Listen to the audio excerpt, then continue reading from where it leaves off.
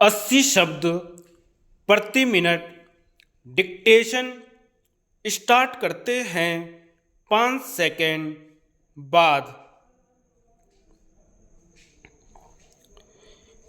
अध्यक्ष महोदय, अभी अभी जो प्रस्ताव हम लोगों के सामने इस सदन में रखा गया वह सचमुच में एक विचारणीय विषय है।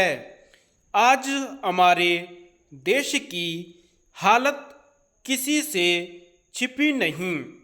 हर आदमी जानता है कि देश के कई भागों में वर्षा नहीं हुई। इसके कारण देश के कई हिस्सों में, जिनमें कि बिहार प्रमुख है, अकाल जैसी स्थिति पैदा हो गई है।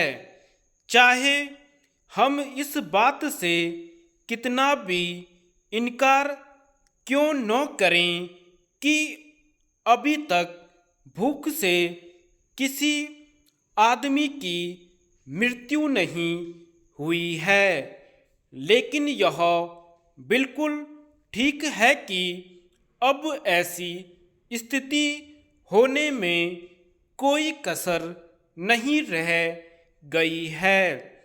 आज यह समझ लीजिए कि किसी दिन भी आपको ऐसा अवसर मिल सकता है कि अमुक स्थान में भूख से इतने आदमियों की मृत्यु हो गई और इतने पशु समाप्त हो गए। मैंने स्वयं इन इलाकों का दौरा किया है। करीब करीब हर गांव और कस्बे को देखा है। मैं जहां भी गया हूं वहीं एक जैसी दुख भरी कहानी सुनने को मिली। हर ग्रामवासी के मुंह पर एक ही शिकायत है कि इस साल हमारा क्या होगा। उनके पास अनाज का भंडार समाप्त हो गया है, पशुओं के चारे की व्यवस्था नहीं है और सरकार द्वारा कोई उचित प्रबंध अभी तक नहीं हुआ।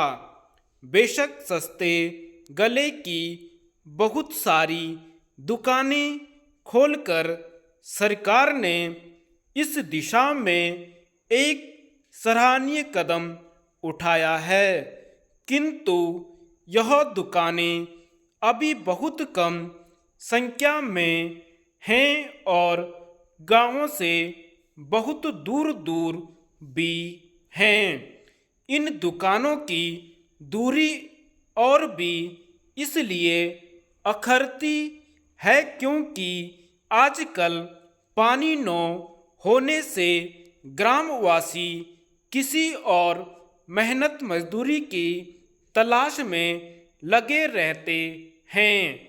ऐसे समय यदि उन्हें अनाज प्राप्त करने के लिए अपने गांव से मीलों दूर जाना पड़े और उनके आने जाने में ही पूरा दिन समाप्त हो जाए, तो फिर आप ही बताइए वे बेचारे क्या करें।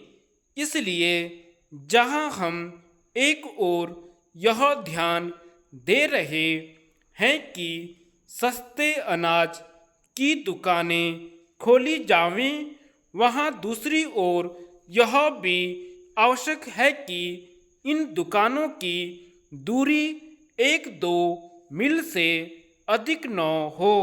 भले ही इसके लिए हमें कुछ अधिक दुकानें खोलनी पड़ें, यह एक बहुत ही आवश्यक बात है और हमें इसका ध्यान रखना चाहिए।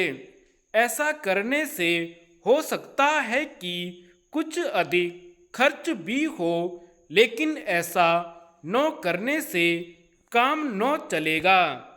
धन्यवाद।